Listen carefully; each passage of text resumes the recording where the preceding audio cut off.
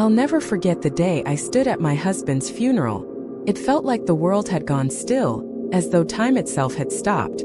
Family and friends were gathered around, their faces drawn with grief, but my heart was heavy for a different reason. I had just buried the man I loved, and yet, in the midst of that unbearable sorrow, something happened, something that would change everything. It came in the form of a text message. I was sitting in the quiet of my car, the rain tapping softly on the windshield, when I checked my phone. The words on the screen made my blood run cold. "I am still alive, trust no one." I stared at the message, unable to breathe for a moment, unsure if my eyes were deceiving me. My husband, the man I had just buried, was alive? I had always thought I knew him. Every laugh, every secret, every quiet moment we shared. We had built a life together and shared everything, or so I thought. But this message, this single line, shattered everything. How could this be? Was it a mistake? A cruel joke? Or had I been living a lie all along? The world seemed to tilt on its axis, and for a moment I wasn't sure which way was up. It felt as if the floor had vanished beneath my feet, and I was falling into a void. How could I have been so wrong? What had I missed? The grief of losing him, the shock of that message, it was all too much to comprehend. This was just the beginning of a journey that would make me question everything I thought I knew. It all started years before that fateful day at my husband's funeral. When we met, it felt like destiny. He was kind, warm, and always so protective of me. It was one of those love stories that seemed perfect from the outside. We married young, had a little home we filled with laughter, and built a family with our 2 children. Life, though, wasn't without its struggles. We didn't have much when we first started out, but that didn't matter. We had each other. We worked hard side by side, always dreaming of a future where we'd never have to worry about the bills or the next meal. Slowly we built our life, piece by piece, brick by brick. My husband worked long hours, often late into the night. I understood, of course. He always told me that it was for us, to give us the best life possible. But the long hours began to take their toll. His presence became less frequent. I noticed it in the small things. His eyes were tired, his smile less bright, and he'd pull away from me when I tried to talk. I brushed it off. I thought it was just the stress of work. Everyone goes through it, right? Still, I couldn't shake the feeling that something was missing. He would come home late, his phone always glued to his hand, and when he wasn't home, he was more distant. Our conversations had become fewer and fewer. I tried to confront him a few times, asking if everything was all right and if he was happy. He always reassured me with that warm smile of his, telling me that it was just the pressure of life, but that we would be fine. I wanted to believe him. I needed to believe him. After all, this was the man I had chosen to spend my life with. This was the man I trusted with my heart, my future, and the well-being of our children. But over time, those small cracks began to widen. It was almost as if he was pulling away from me, bit by bit, and there was nothing I could do to stop it. I had no idea that the storm brewing inside our home would eventually consume everything. The little doubts I had and the nagging feeling that something wasn't right, they all seemed so insignificant at the time. I didn't understand that the life I had carefully built, the life we had both worked so hard to create, was slowly crumbling beneath the weight of secrets and unspoken truths. Over the years, I tried to stay strong. I kept the house together, cared for the kids, and put on a brave face when people asked about my husband. He was still there, of course, but not in the way he used to be. I could see it in his eyes, the distance, the walls he had built around himself. But I kept telling myself that we were just going through a rough patch, that we would get through it like we had with everything else. But the truth was, things weren't the same. There were nights when I would lie awake, listening to the sound of his breathing, wondering what was going on behind those closed eyes. He had always been a man of few words, but the silence between us had become suffocating. I no longer knew who he was when he wasn't beside me. One evening, I walked into the kitchen to find him hunched over the counter, staring blankly at the kitchen wall. I asked if something was wrong, but he just waved me off, saying he was tired. I didn't press it. He'd been working nonstop for weeks. But there was a coldness in his tone that night, something unfamiliar. The next few days it got worse. He seemed distracted, disinterested in anything that had once mattered to him. Our routine, once filled with laughter and conversation, now felt like a chore. I began to wonder if it was me, if I was doing something wrong. I remember one particular night when I tried to talk to him about it. I asked gently, "Are you unhappy?" His eyes flickered for a second before he turned away. He said nothing. The silence that followed was deafening. It wasn't the answer I had hoped for, but it was the one I had feared. The truth was, he wasn't the same man I had married. He wasn't the man who had shared his hopes, his dreams, and his fears with me. The connection we once had was slipping through my fingers, and no matter how hard I tried, I couldn't hold on. Despite everything, I still loved him. I kept convincing myself that if I was just patient enough, if I kept doing my best, things would get better. But deep down, I knew I was only fooling myself. The man I loved was no longer there, and I didn't know how to bring him back.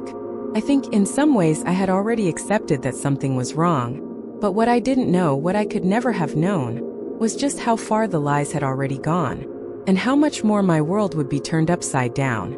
It had been a few months since I noticed the change in him, but I never spoke about it. I think deep down I was afraid that acknowledging it out loud would make it all real. I clung to the hope that things would improve, that the distance between us was just a phase. But it wasn't. One evening after dinner, I noticed he was more preoccupied than usual.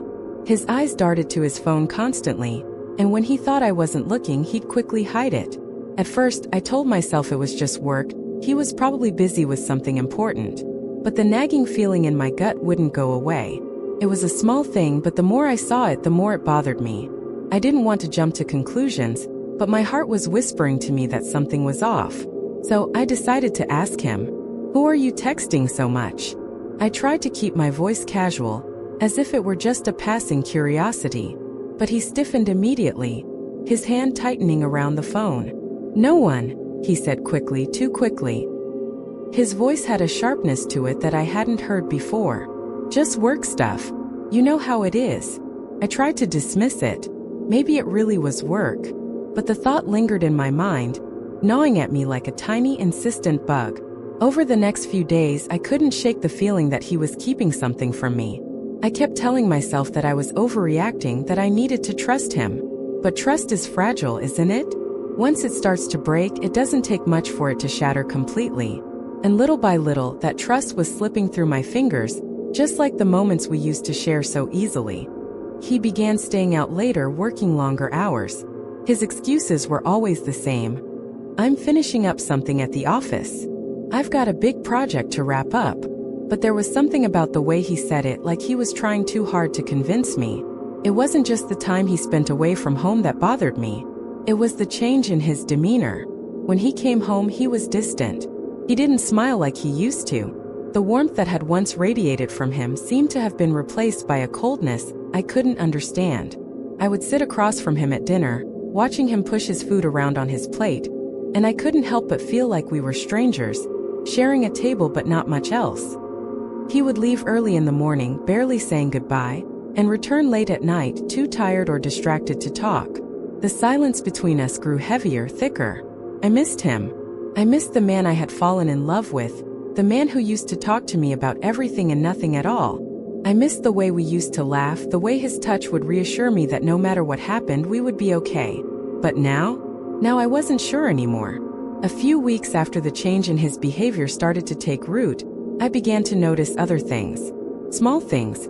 It was as if my mind, once distracted by the chaos of our daily lives, had finally cleared enough to see the gaps in our connection. His phone buzzed constantly, and while before he might have answered or at least acknowledged it, now he would just glance at the screen and put it back down, almost as if it were a nuisance. One night, when he left his phone unattended, I couldn't resist. Felt like an invasion, but at the same time it felt like I had no choice. My heart was screaming at me, telling me that something was wrong, that he wasn't being honest.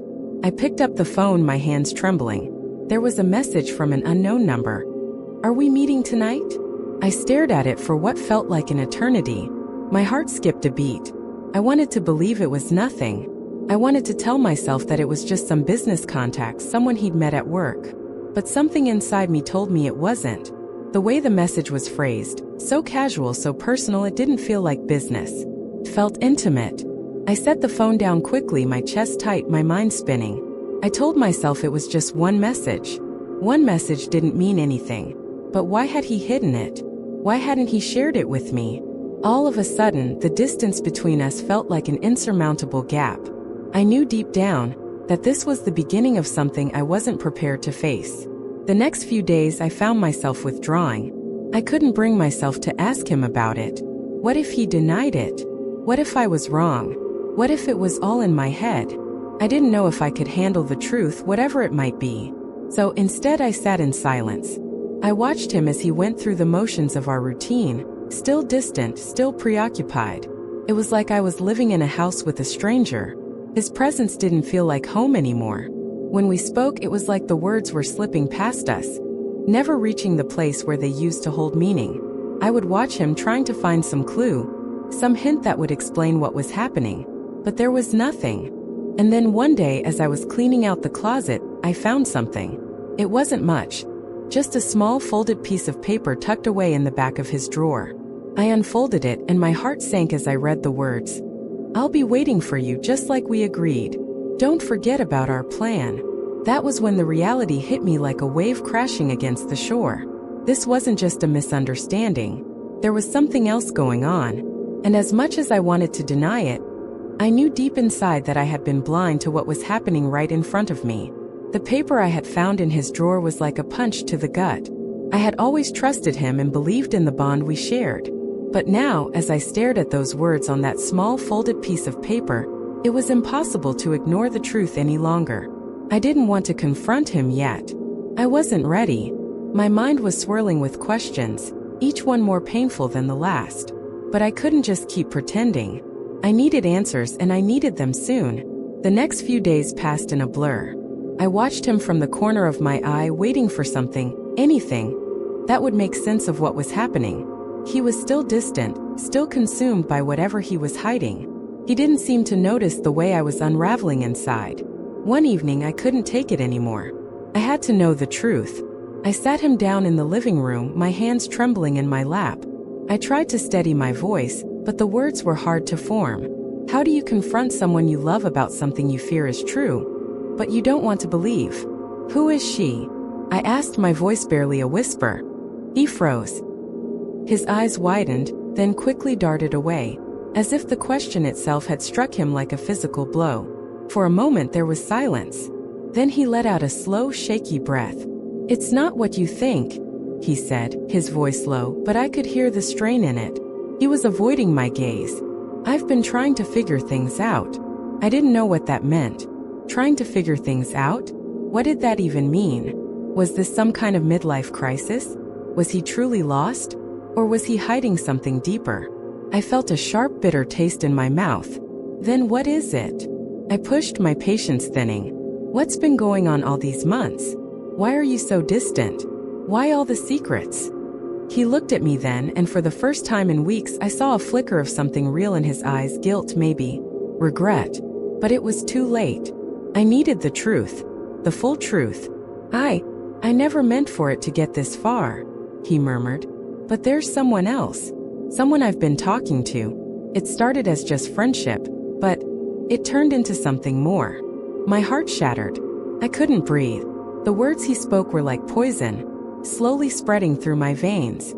I had known somehow, but hearing him say it out loud, hearing him admit it, made everything feel so much worse. I wanted to scream, to yell at him, to demand an explanation. But all I could do was sit there, numb, feeling the weight of his betrayal pressing down on me like a heavy stone. "I'm so sorry," he whispered. But the apology didn't mean anything anymore. I had always thought our love was enough to hold us together, that no matter what happened, we'd find a way through. But now, everything I believed in felt like a lie. The foundation of our marriage, the trust we had built over the years, was crumbling before my eyes. The days that followed that conversation were a blur of emotions. Anger, confusion, and sadness. I didn't know how to process everything, how to wrap my mind around what he had just confessed. How could I have been so blind? I kept asking myself that. How had I missed the signs, the small, quiet whispers of betrayal that were all around me? He didn't try to hide it anymore. He was honest, I'll give him that. He told me everything, how it started, how it grew, how he had fallen in love with someone else. But no matter how much he explained, no matter how many times he apologized, it didn't change what had already been done. I could feel myself distancing from him, my heart slowly pulling away, brick by brick. The man I had loved, the man I had spent my life with, was no longer the same. And even though he was sitting across from me, talking about regret and mistakes, I couldn't recognize him anymore. It wasn't just the affair, it was the lies, the deceit, the years of me being left in the dark, believing we had something that was unshakable. I couldn't sleep that night. My mind raced with 1,000 thoughts. How could I have been so trusting, so naive? How could I have built my life with someone who could hurt me so deeply? I wanted to cry, to scream at him, but the tears wouldn't come. I just felt empty, hollow. I kept staring at the ceiling, wishing I could turn back time, wishing I could undo everything that had led to this moment. The next morning, he was gone. I didn't ask where he was going. I didn't care.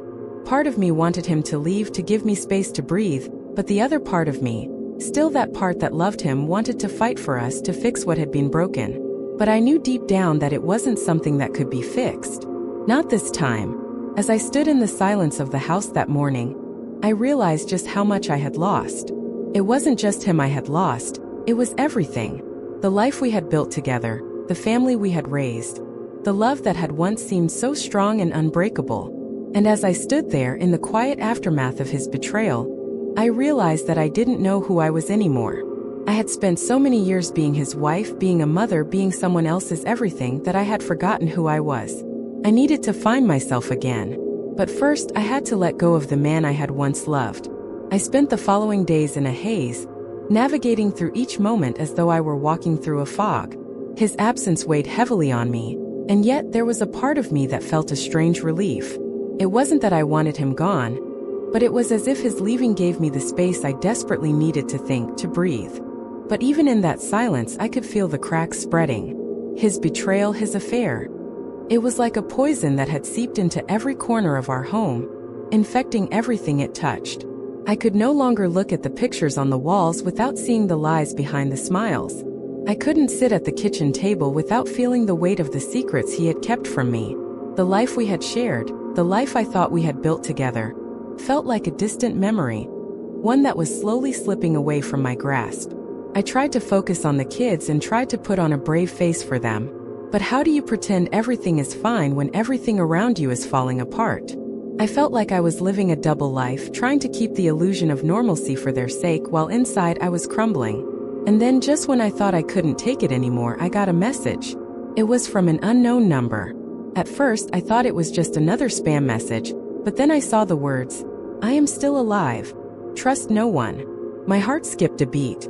I stared at the message, unable to comprehend what I was seeing. My hands trembled as I scrolled through it again. This couldn't be happening. This couldn't be real. I felt the room spin around me as the reality of what the message meant sank in. The man I had just buried, my husband, the father of my children, was alive. How could this be? How could it be possible? The questions flooded my mind. What was happening? Why was he sending me this message now, after everything had already been said? For a moment, I wanted to scream. I wanted to run to him, demand answers, and shake the truth out of him. But I knew I couldn't. I couldn't go back. I kneeled down, placing my hand on the cold stone, as if that might somehow make everything make sense. But all I could hear was the beating of my own heart, louder than the wind, louder than the whispers in my mind. I didn't know what I expected to find. Maybe I thought the grave would be empty, the earth untouched. Maybe I thought I'd hear his voice, telling me it was all a mistake. But none of that happened. Instead, I found a small detail, a discrepancy, that made the world tilt beneath me. The date on the tombstone, the day he supposedly died, didn't match the paperwork. The day they had told me he passed wasn't the same day the cemetery records showed.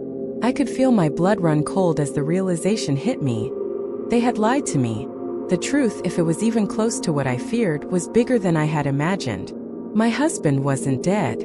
He was alive, and someone had gone to great lengths to make me believe he wasn't.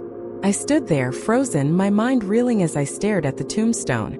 The air around me felt thick, almost suffocating, as though the weight of the world had suddenly descended upon my shoulders.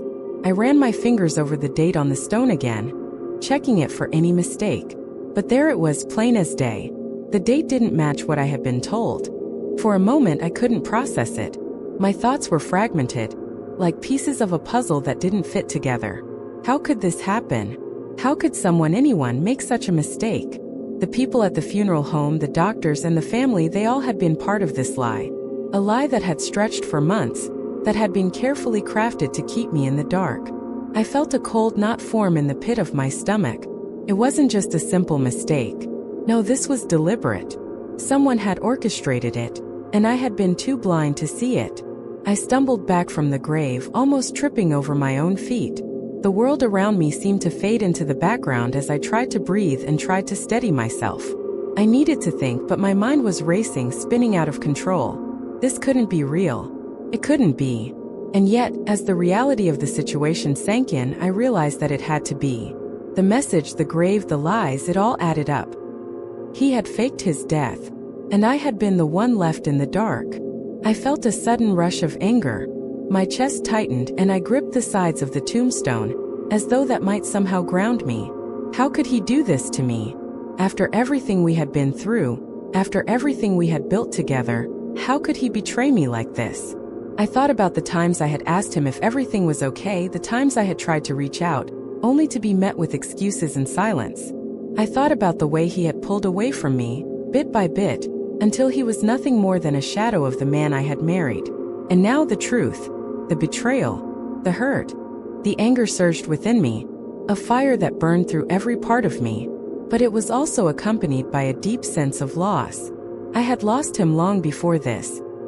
He had checked out of our marriage, emotionally and physically, and I had been too blinded by my love for him to see it. I didn't know what to do next. I didn't know where to go from here. But I knew one thing. I couldn't just walk away from this, not without answers.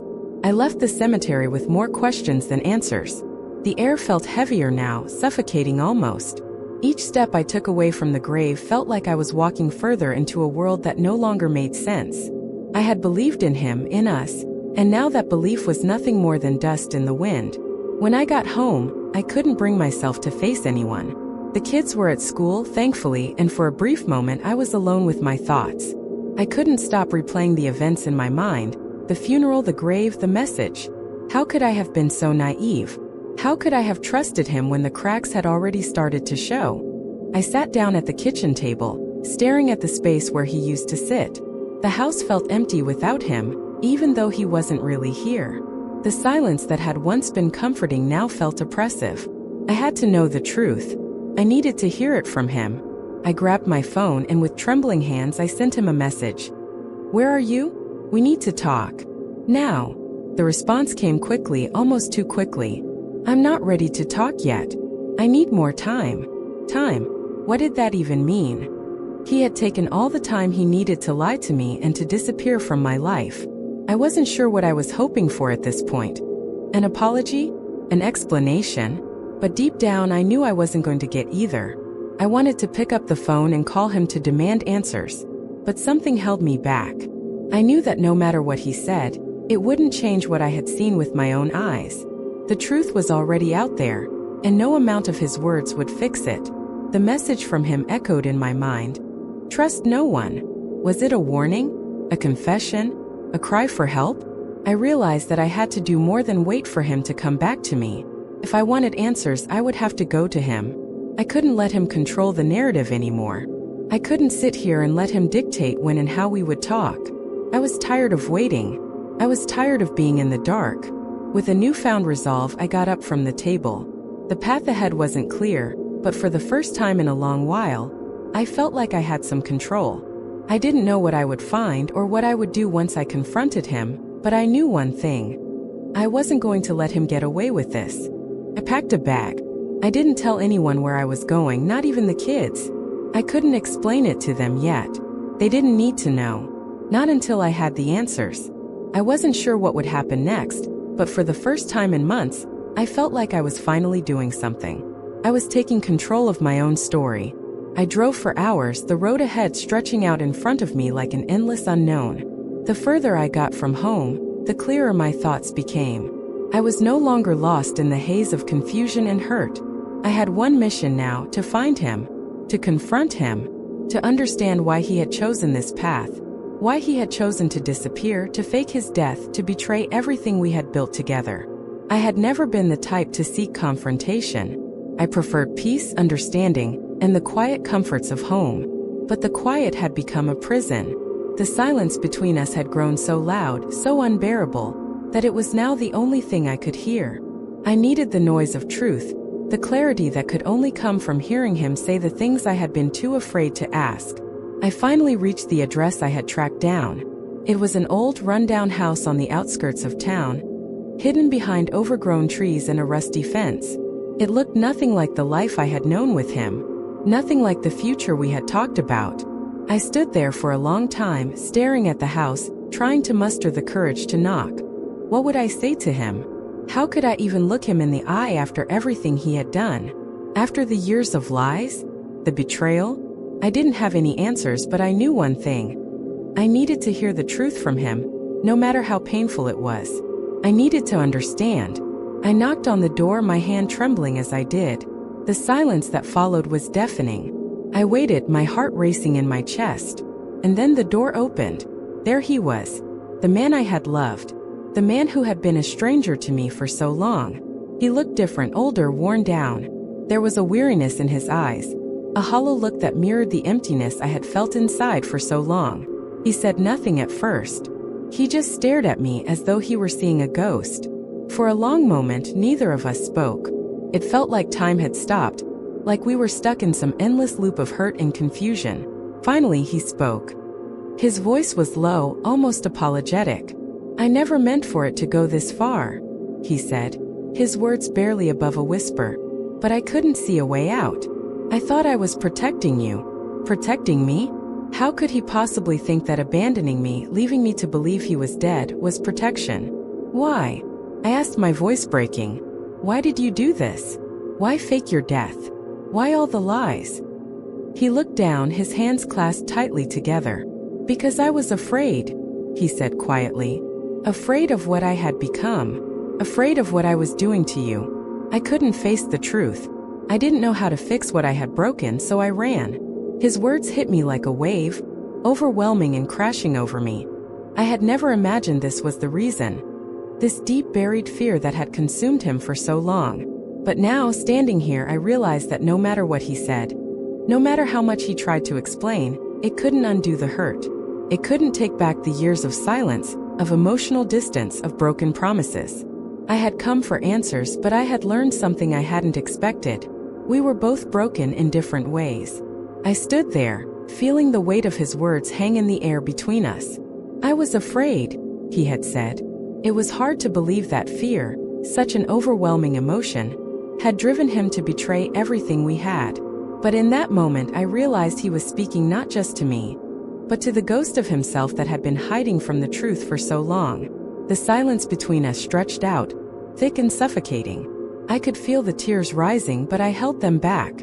I didn't know what to feel anymore. Sadness? Anger? Relief? It was all tangled together, and for a moment I couldn't breathe. "I didn't know how to face you," he continued, his voice breaking. "I thought it was easier to disappear, to let you go on with your life without me in it. I thought I was saving you from the person I had become." I didn't know what to say. He was right about one thing: he had changed. The man who had stood by my side for so many years had slowly faded into someone I didn't recognize. But was it really fear that had driven him? Or was it something else? "I loved you," I said softly, the words slipping out before I could stop them. "But I don't know you anymore. I don't know who you are." His eyes filled with regret, and he stepped closer to me, but I stepped back, instinctively putting distance between us. "Please," he whispered. "Let me explain. Let me fix this." But how could he fix something so broken? How could he mend the years of lies, the silence, and the coldness that had crept into every corner of our relationship? I wasn't sure if it was possible anymore. "You can't fix this," I said, my voice steady now, even though my heart was breaking.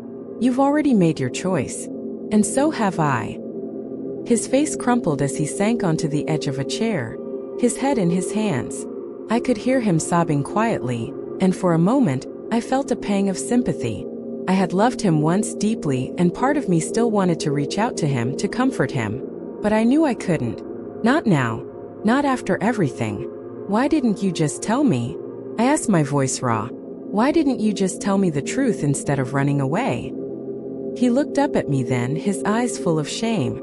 "I didn't think you'd understand," he said, his voice barely above a whisper. "I thought I could handle it on my own, but I couldn't." I stared at him for a long moment, taking in the man who had been my partner, my love, my everything, and realizing that he was no longer that person. Not in the way I had believed. Not in the way I had needed. "I wish you had told me," I said finally, turning to leave. "I wish you had trusted me enough to be honest." As I walked away from him, I felt something inside me shift. I wasn't walking away from love. I was walking away from a lie. And it hurt, more than I could ever put into words, but I knew it was the only way forward. For both of us. I left him that day with a heart heavier than I had ever felt before. But even as I walked away, I realized something profound. I couldn't keep living in the past, clinging to the image of the man I once loved. The version of him I had held onto for so long wasn't real anymore. It was a ghost, a memory of what could have been but never was. I had expected to feel anger, to feel a rush of relief, but instead I felt a quiet sadness. The tears didn't come immediately. I think deep down I had already shed them all in the silence of those months when he had pulled away. Now it was just a soft, sorrowful resignation. The love I had felt for him hadn't disappeared, but it had transformed into something else, something different, something that no longer belonged to the relationship we had. It wasn't the love of a partner anymore. It was the love of someone who had cared deeply, but now had to let go. I went back to my house, the familiar walls now feeling alien to me. It wasn't the house that had changed. It was me. I was the one who had shifted, who had finally realized that my worth was not tied to his lies. I spent the night in a quiet haze, sitting in the dim light of the living room, trying to gather my thoughts, trying to make sense of everything that had happened. The kids returned the next day. They didn't ask about their father. They were still too young to understand what had unfolded, but I could see the questions in their eyes. The same questions I had asked myself for months. I had to be strong for them. I couldn't let them see the cracks that were forming inside of me. Not yet. I called my sister, the one person who had always been there for me. Even when I hadn't asked for help. She had always known when to step in and when to let me figure things out on my own. "He's gone," I said quietly when she answered. "And I think I am too. Gone from him." Her voice was soft, but there was understanding in it. "It's going to hurt, but you'll find a way through this. You always do." The weight of her words settled on me. She was right. I had always found a way through the hard times. I had survived before, when we lost our parents, when life felt like it was falling apart. And I would survive this too. But it wasn't going to be easy. It wasn't going to be quick. And it wasn't going to be the way I had imagined my life would turn out. But now I had to choose what was best for me, for my children, for my future. I wasn't going to spend another day trying to fix something that was beyond repair. The weeks that followed were a blur of small moments, quiet, almost mundane, but with a weight that felt unshakable. I spent my days trying to fill the silence, trying to build a new rhythm for our home. The house felt different without him, of course, but it was also strangely freeing. The burden of the unknown was gone, and in its place there was clarity. I started focusing more on myself. It was hard at first. I had been so used to defining myself through our relationship, through the life we had built together, that now, without it, I didn't know who I was. But I realized that I had been living in the shadows of someone else's choices for so long that I had forgotten to live for myself. I took up hobbies I had long abandoned: painting, reading, and even gardening. Small things, but they helped fill the emptiness. I began to remember parts of myself that had been buried under years of being someone's wife, someone's partner. The realization came slowly, but it came nonetheless. I had to rebuild not just my life but also my sense of who I was. And that started with taking ownership of my own happiness. The kids noticed the change in me. First, they seemed unsure. They were used to seeing me sad, seeing me try to keep everything together, but now there was a lightness in me that I hadn't felt in years. I could laugh again. I could look at them and see their bright faces without the constant weight of the past hanging over me. We had dinner together one evening, and it was like a small victory. There was no tension, no fear. Just us. I realized that I had been so consumed by the sadness and betrayal that I had forgotten how to truly live. But now, with every step, I was finding my way back. And as much as I had hoped for an apology from him, an explanation that would somehow make everything make sense, I realized that I didn't need it anymore. I didn't need him to validate my pain or to give me closure. The truth was, the closure I needed had been within me all along. I had to give it to myself. It wasn't about forgiveness, at least not yet. I wasn't ready for that. But it was about reclaiming my peace, my strength, and my future. I had learned a hard lesson through all of this. Sometimes the people we love can hurt us the most, but we don't have to let their actions define us. I didn't have to stay stuck in the past, holding on to something that wasn't meant to be. I wasn't going to allow myself to be broken by his choices. I wasn't going to let him steal my joy, my life, my future. It was time to move forward, with or without him. As the days turned into weeks, I began to feel more like myself again. It wasn't an instant transformation, not by any means. There were days when the weight of everything hit me all over again, when the betrayal and heartbreak seemed unbearable. But those moments became fewer. The more I focused on myself, the more I realized how much I had neglected my own well-being, while trying to fix someone else's broken pieces. I started spending more time with my friends. They had been there for me all along, even when I hadn't realized how much I needed them. I had pushed them away for so long, not because I didn't love them, but because I was so consumed with trying to hold my marriage together. Now, with them by my side, I found the strength to let go of the guilt I had been carrying for so long. I wasn't a failure. I was human, and sometimes things fall apart despite our best efforts. One evening, as I was sitting on the porch with my friend Rachel, watching the sun dip below the horizon, she turned to me with a thoughtful expression. "You've changed," she said softly. "You're different. In a good way." I didn't have the words to explain it, but I nodded. She was right. I had changed. Not just in how I carried myself, but in how I saw the world around me. I had been living in fear for so long, afraid to face the truth, afraid to stand up for myself. But now I wasn't afraid anymore. I had learned that no matter how broken I felt, I was still strong. I was still capable of moving forward. Rachel smiled and put her hand on mine. "I'm proud of you," she said. "You found your strength again." It was the first time in a long while that I felt proud of myself. It wasn't about getting over him or forgetting the past. It was about acknowledging the pain and choosing to heal, choosing to move on, choosing to reclaim my life piece by piece. The kids were adjusting too. Slowly but surely, they began to settle into this new chapter of our lives. They asked questions, of course. They wanted to know where their father was, why he hadn't been around. I didn't have all the answers for them, but I told them the truth as best as I could. He was gone and we were going to be okay. There was still a sadness in me, a deep ache for what had been lost, but I could feel it gradually being replaced by something else, a quiet, steady peace. The kind of peace that comes from knowing you've made it through the storm and are finally standing on solid ground again. I wasn't angry at him anymore. I wasn't angry at myself. I was simply free. Free to live my life on my terms, free to create a future for myself and my children that was full of possibility. I had learned that life wasn't about holding on to the past or trying to change things that were beyond my control. It was about accepting what had happened, learning from it, and moving forward with grace and strength. As time passed, I found myself thinking less and less about him. I had expected that to feel strange, like I was betraying a part of myself. But instead, it felt like a burden had been lifted from my shoulders.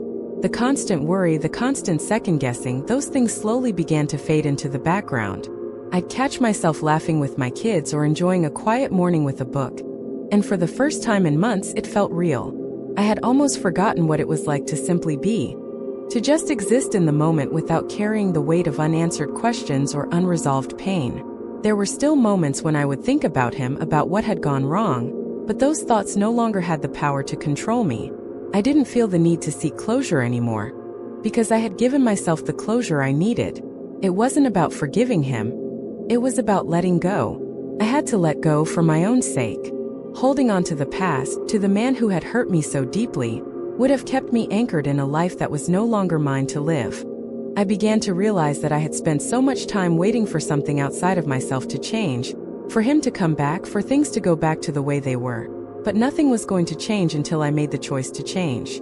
I had to choose to heal, to move forward, to build a future without him. I started taking small steps toward building that future.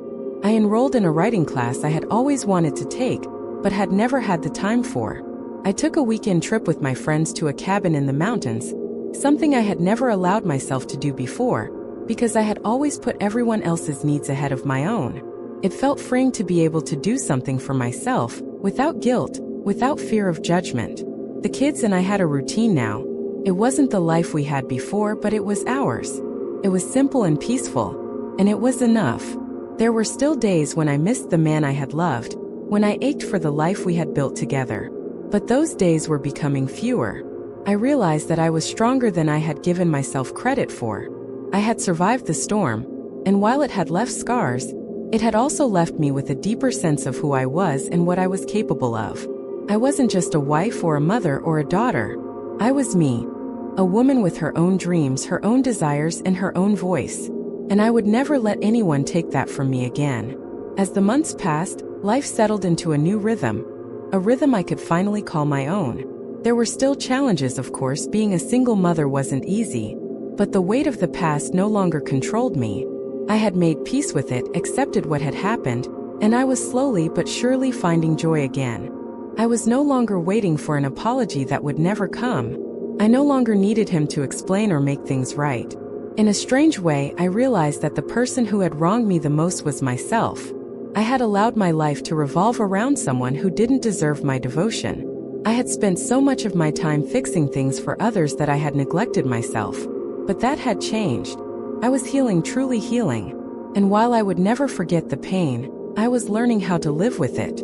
I wasn't defined by my past. I wasn't defined by the mistakes he had made. I was defined by how I chose to move forward, by how I chose to take my life back. One evening, I was sitting on the porch, the sun setting in the distance, and I found myself thinking about everything that had happened. About him, about us, about the life I had lost. But I didn't feel the old ache anymore. There was a quiet, comforting peace in my heart. I wasn't angry at him anymore. I wasn't even sad. I had forgiven him, not for him, but for me. Forgiveness wasn't about excusing what had happened. It wasn't about pretending that everything was okay. It was about releasing myself from the burden of carrying around that anger and resentment. I realized that holding on to those emotions only kept me tied to the past, and I wasn't living there anymore. The kids had adjusted, and so had I. We had become a little family unit, built on the foundation of love and understanding. We leaned on each other, and together we made our way through the world. The absence of their father was a quiet one, but it was there. They missed him, and that broke my heart in ways I couldn't explain. But I promised myself that I would always be honest with them. They deserved to know the truth, not just about their father, but about the strength they had within themselves. And I had learned something else too, something I hadn't known before. That even in the midst of heartbreak, even when everything you thought you knew is turned upside down, you can still find beauty. You can still find hope. The road ahead wasn't clear, but I was no longer afraid of it. I had walked through the storm, and I had come out stronger on the other side. I had rebuilt myself. I had rebuilt my life. And this time I wasn't just surviving, I was living. As I sit here now, looking back on everything that has happened, I realize just how far I've come. The journey from the moment I discovered the truth to where I am now has been nothing short of transformative. I never imagined that I would be where I am today. Stronger, more self-aware, and finally at peace with my past. There was a time when I thought I couldn't survive this kind of heartbreak, this kind of betrayal, when I believed that the man I loved had taken everything from me, including my sense of self. But what I've learned through pain and time is that no one can take away your strength unless you allow them to. I've learned that healing is not linear. It comes in waves, sometimes gentle, sometimes overwhelming. But with each wave I've grown stronger. And though I will always carry the scars of this experience, I no longer let them define me. They are reminders of how far I've come, of the woman I've become. In the end, this journey wasn't just about discovering the truth about my husband. It was about rediscovering myself. It was about finding my voice, my independence, and my worth. And in doing so, I've realized that sometimes the hardest battles lead to the most beautiful transformations. As I reflect on the lessons learned from everything that has transpired, I realize that the most important one is this: I am enough. For so long, I thought my worth was tied to someone else's actions, to the approval and love of the man I married. But what I've come to understand is that my worth has always been within me. It was never his to give or take. I've learned to trust myself again, to listen to my own instincts, and to make decisions that are right for me, not based on fear of loss or rejection. The power to shape my future was always mine. And now I walk through life with a sense of confidence and clarity I never thought possible. The truth is, I don't know what the future holds. Life is unpredictable, and there will undoubtedly be challenges ahead. But I've learned that I am resilient. I have the strength to face whatever comes my way, and I don't need anyone else to complete me. I am whole on my own. The road I've traveled hasn't been easy, but it has been worth it. I've found peace in the quiet, in the stillness that follows a storm. And for the first time in a long time, I can honestly say I'm excited for what comes next. Because this is my story now, and I'm ready to write the next chapter with or without him. If you've ever felt lost, betrayed, or unsure of your own strength, remember, you're not alone. This story is a testament to resilience, to finding your way back to yourself even after life knocks you down. If you've walked through the storm and are still standing, know that your journey is far from over. If this story resonated with you, share it with someone who might need a reminder that they too are strong enough to heal and move forward. You are more than the pain you've endured, and your story can inspire others to rise above. Join our community to continue the conversation, share your experiences, and find the support and strength to embrace the life you deserve. Remember, it's never too late to reclaim your happiness.